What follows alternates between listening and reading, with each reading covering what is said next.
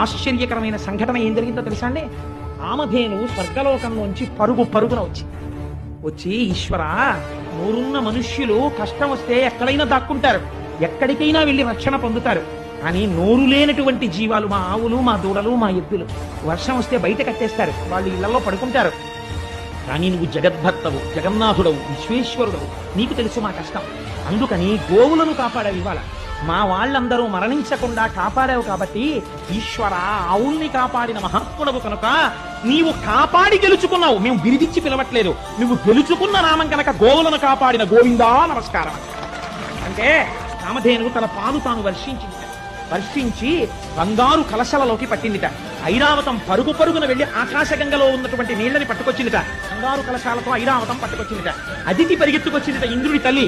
నా కొడుకైనటువంటి ఇంద్రుడు ఒకనాడు రాజ్యం పోగొట్టుకుంటే వామనమూర్తి అయ్యొచ్చి మహానుభావుడు ఇంతంతైవటుడు ఇంతయైవరుయుతానింతై అభోవీధిపై ఎంతై తోజిద మండలగ్రవర కల్వంతై ప్రభారాశిపై ఎంతై చంద్రుడకంతై ధ్రువునిపై ఎంతై మహర్వాటిపై ఎంతై సత్యమధోన్నతుండగుతు బ్రహ్మాండంత సమర్థి అయి తిరిగి చెయ్యి చాపి అడిగి తెచ్చిన నా కొడుకు.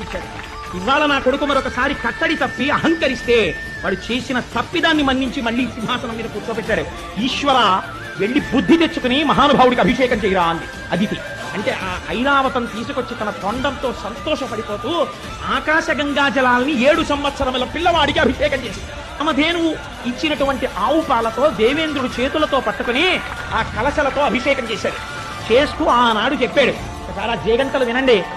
ఆ గంటలు మోగినట్టే మోగాయి ఆ రోజున ఊర్ధ్వలోకాలన్నిట.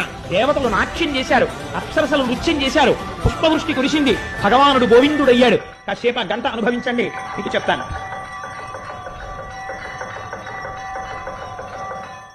సురభుడు దేవేంద్రుడు ఆ పాలతో అభిషేకం చేసి 7 ఏళ్ల పిల్లవాడిని పిలిచాడు. గోవిందా అని పిలిచాట. సొంపారా అలా పిలిస్తే గోవిందుండంచు. ఈశ్వరుడికి ఎన్నో పేర్లున్నాయి. అన్ని పేర్లలో ఆయనకి చాలా ఇష్టమైన పేరు ఏదోటో తెలుసా అండి? 7 రాత్రులు 7 పగళ్ళు వీళ్ల కోసమని కొండెక్కి పట్టుకున్నాను. నా మీద నమ్మకంతో నన్ను నిందించకుండా నువ్వు తప్ప మమ్మల్ని ఎవరు రక్షిస్తారని అడిగితే ఆనాడు కొండ మోసి నేను గెలుచుకున్న పేరు ఈ పేరు అని ఎవరైనా గోవిందా అని పిలిస్తే చాలట. 7 రాత్రులు 7 పగళ్ళు అంటే ఏమిటి అర్థం? మీరు 90 ఏళ్ళు బ్రతకండి, 100 ఏళ్ళు బ్రతకండి, 7 రాత్రులు 7 పగళ్లే బతుకుతారు. ఆది సోమ మంగ బుధ గురు శుక్రశని. అందుకని బతికున్నన్నాళ్ళు కష్టం లేకుండా ఉండాలంటే గోవిందనామాన్ని ఆశ్రయించి తీరాలి.